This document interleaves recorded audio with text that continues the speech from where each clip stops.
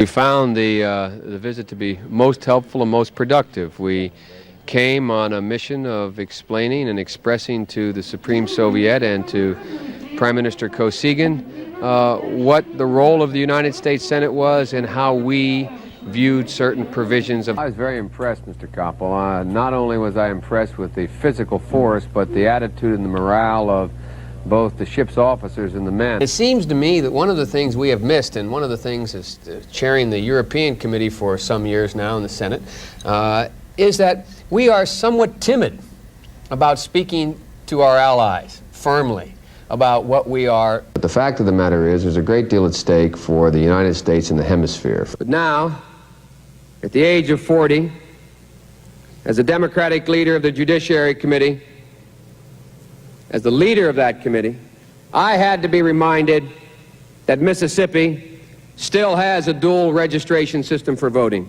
Never forget when I had to stand up to make my first speech in the United States Senate. And I stood up, and I was fine, didn't think anything of it, until all of a sudden I realized. We're going to have some important people coming out in a minute, but there's one more band member that I want you to meet. Ladies and gentlemen, our vocalist tonight, Michael Jackson. Michael, would you please stand?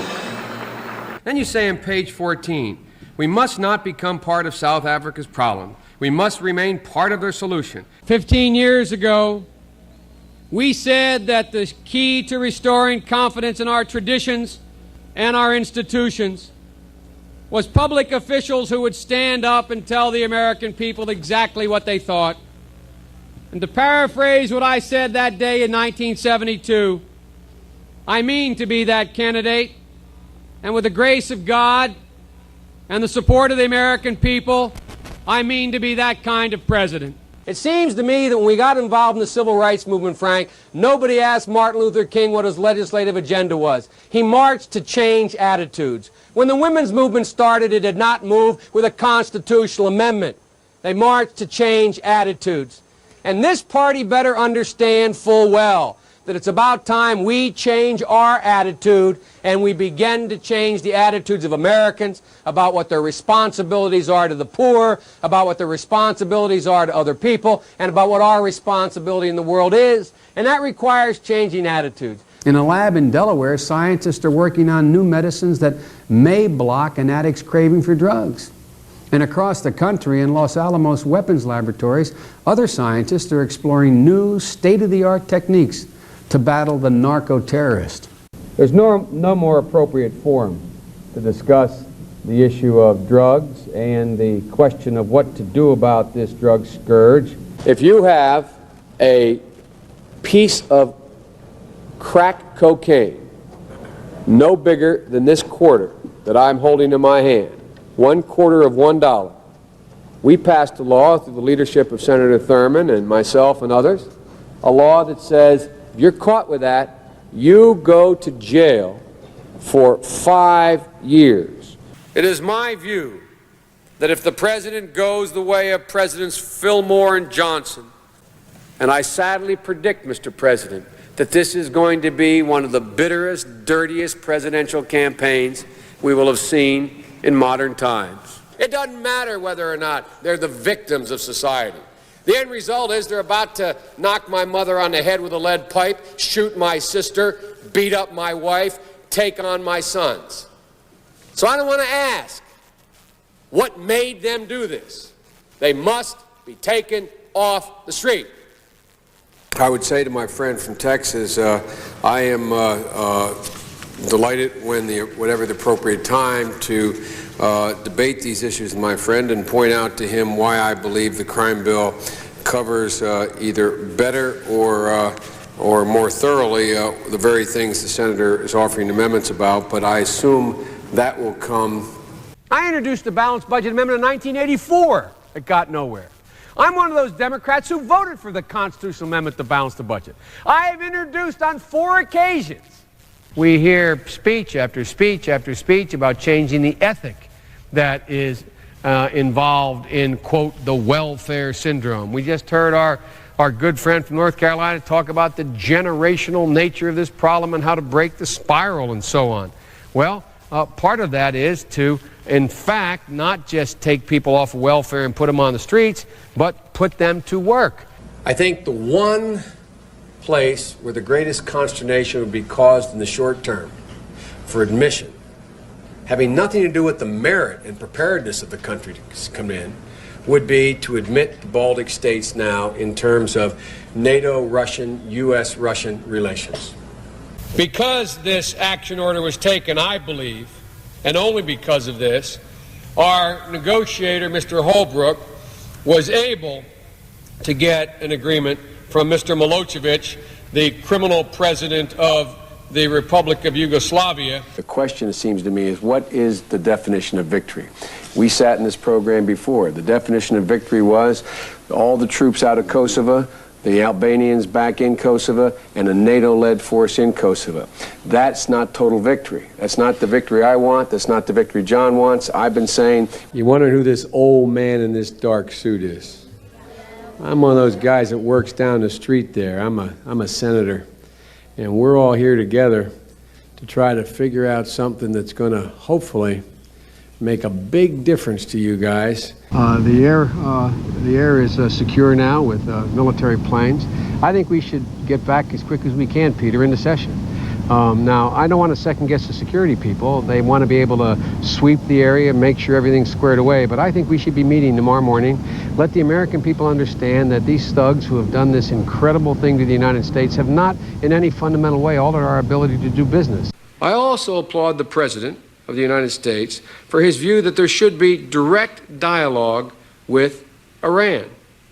My time's up, but I'm confused. General Myers, the chairman of the Joint Chiefs, said if we get these 30,000 additional foreign troops, that there will not be enough for us to reduce our military in Iraq for months, possibly years.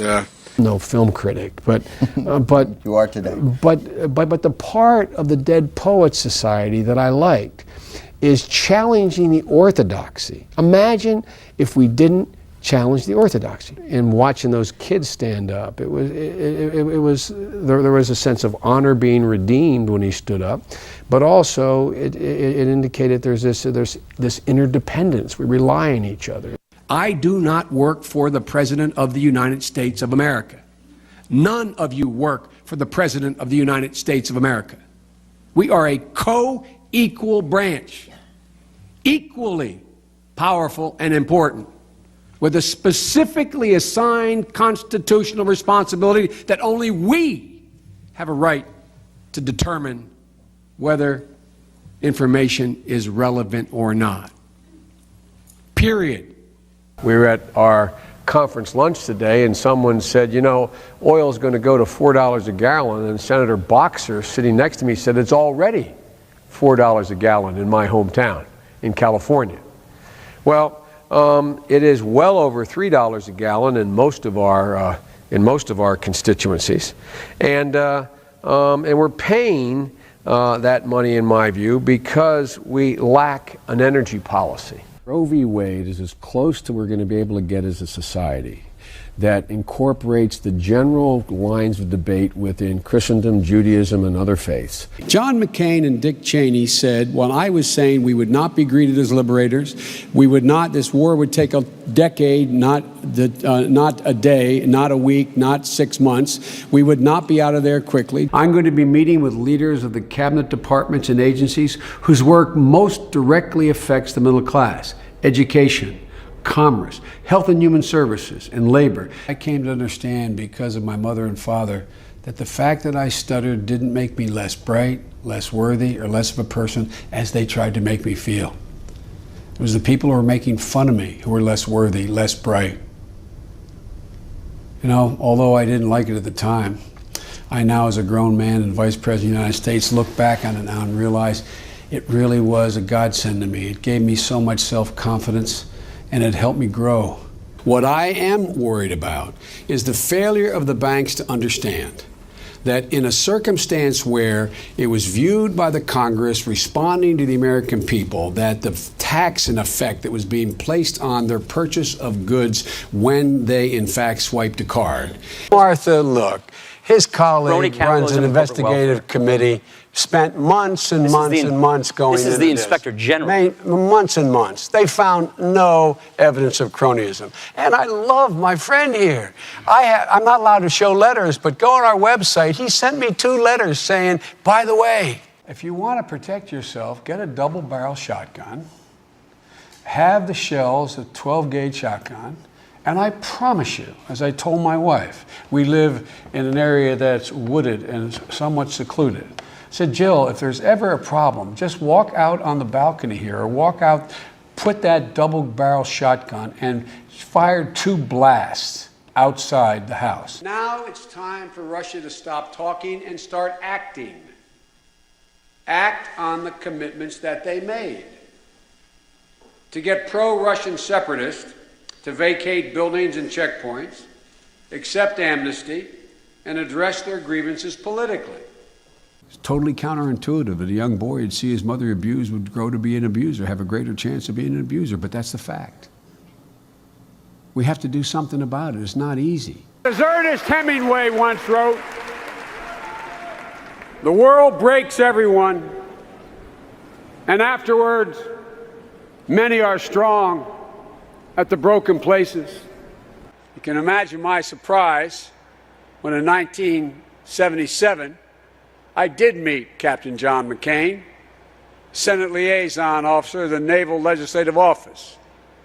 I was by far the youngest member of the Senate Foreign Relations Committee. And I got an opportunity to travel all over the world. And like John, I've met every major world leader without exception since 1976. Well, this country is much better than this. We're not a nation that gives comfort and safe harbor to neo-Nazis crawling out of fields, carrying torches, walking through a historic city in the United States of America, chanting the same anti-Semitic bile, carrying Nazi flags that occurred in Germany in the 30s. I think we should decriminalize marijuana, period. And I think anyone who has a record should be let out of jail, their records expunged, it be completely zeroed out. We can grow this economy, we can deal with the systemic racism, and at the same time, we can make sure that our economy is being run and moved and motivated by clean energy. This is a great nation. We're a good people. And to overcome the challenges in front of us requires the most elusive of all things in a democracy, unity. It requires us to come together in common love that defines us as Americans, opportunity, liberty, dignity, and respect, and to unite against common foes, hate, violence, disease, and hopelessness. I wonder, Mr. President, what you would say to him if he is considering using chemical or tactical nuclear weapons. Don't. It would change the face of war unlike anything since World War II. And the consequences of that would be what? What would the U.S. response be? Do you think I would tell you if I knew exactly what it would be? Of course I'm not going to tell you. I honored a group of trailblazing artists with National Medals of Arts and Humanities. The group included groundbreaking Asian Americans like Vera Wang and Joan Shingang, I'm going to pronounce it right, Shanga Kawawa. I think I pronounced it correctly. She can call me Joe Biden. I'm of the view, as you know, that the conduct of the response in the Gaza Strip has been over the top. I think that,